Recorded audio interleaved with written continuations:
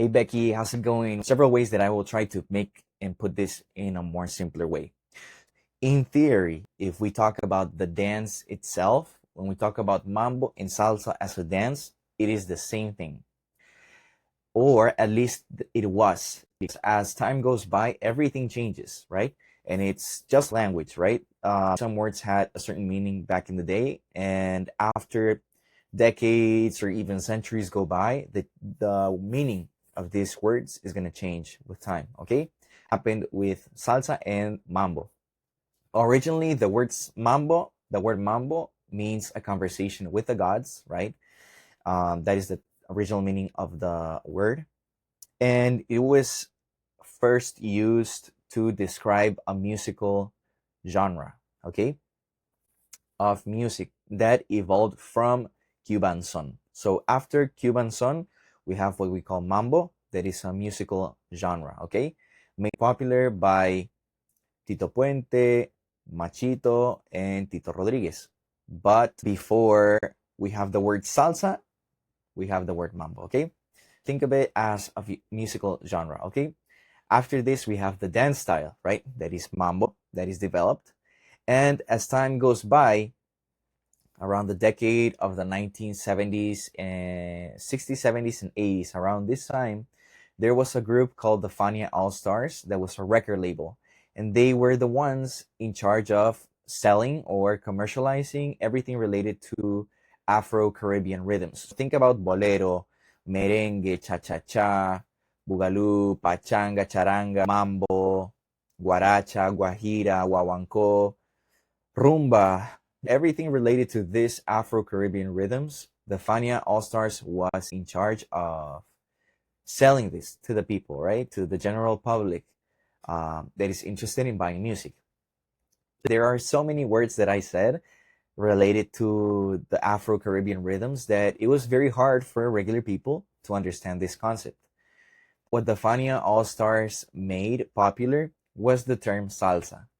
Why? Because salsa would now act as an umbrella of all these different terms that I just mentioned, and it would be easier just to sell records called salsa, right? Now, keep in mind, by this time, there was no such thing as salsa dura, salsa romántica, salsa son, timba. All of this didn't exist yet. So we only had the direct comparison of mambo and salsa, okay? Now, the dance itself, well, people also started to call it salsa, right? Because if the music is now called salsa and people learn salsa music first, people don't learn the word mambo first. Usually nowadays people learn the word salsa.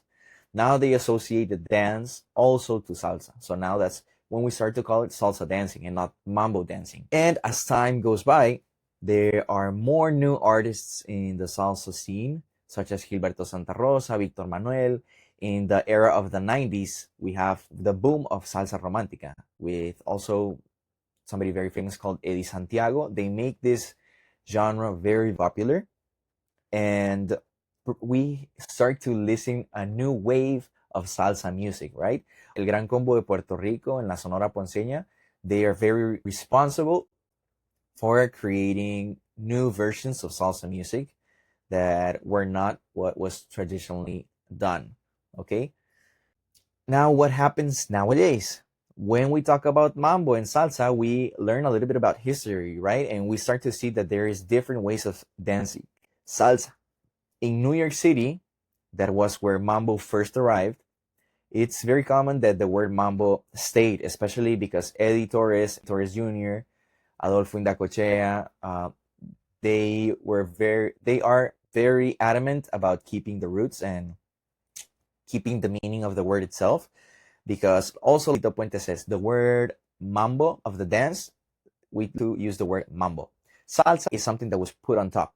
So somebody decided to change the name and put another name on top of it. A lot of people would not agree if that happened to their own culture. So that's why Tito Puente used to say, what we dance, what we play, what we listen to is called mambo, and salsa is what we eat, right? But there's a lot of perspectives and ways of thinking about it, because since nowadays everybody knows this dance and music as salsa, right?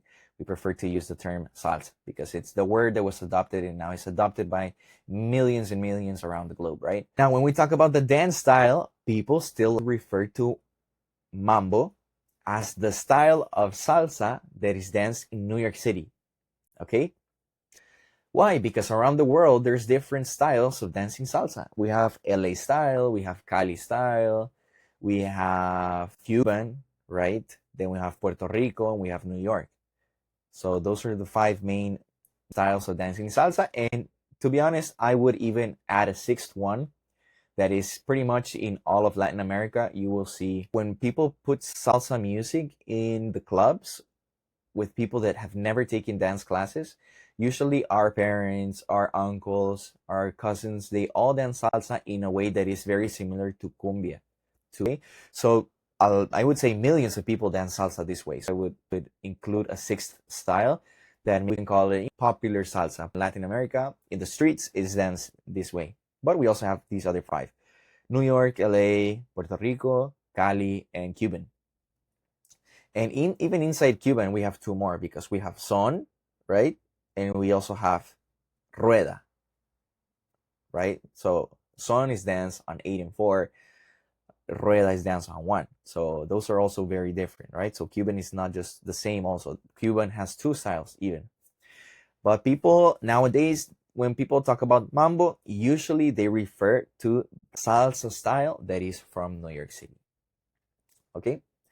I think that's pretty much my explanation about what is the difference between salsa and mambo. A lot of purists will still call the dance salsa mambo because if you think about it, the dance never changed. The basics are the same, but the timing and the way of dancing, the style is different. But you can argue that the dance style of that we are all using is really mambo. Yes, that is a great question.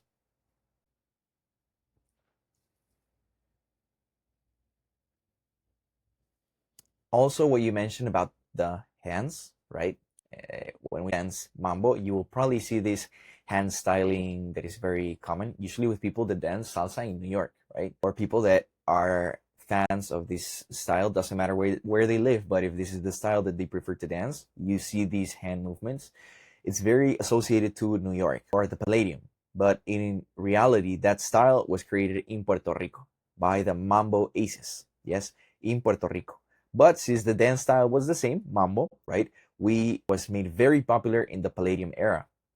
And even the Mambo Aces or Anibal Vasquez that they would use to choreograph Mike Ramos, Freddy Rios, and Anibal Vasquez, and Roberto Roena, these were all members of the Mambo Aces. They would teach this hand styling to the core, to the, they would teach this dance style to dancers of orchestras of salsa. So if you see, for example, Gilberto Santa Rosa, Victor Manuel, Charlie Aponte, members of El Gran Combo de Puerto Rico, Sonora Ponceña, a lot of these orchestras, when they do their concerts, they usually have sections where they start to dance. And the Mambo Aces or members of the Mambo Aces throughout time have been the ones in charge of teaching the orchestra members how to dance salsa or mambo, right? So even nowadays, you see Tito Hortos and Tamara Libolsi. They are very famous dancers from Puerto Rico. They are the ones in charge of creating a lot of the choreographies for the salsa artists. So you will notice that they've kept the tradition and they've kept this style that is often associated to New York, but it's really from the Mambo Aces in Puerto Rico, then adopted by Palladium dancers in New York City and made popular throughout the world. Let me know what you think. Let me know if you have any other questions about mambo, salsa, or history about all this dance phenomenon, right?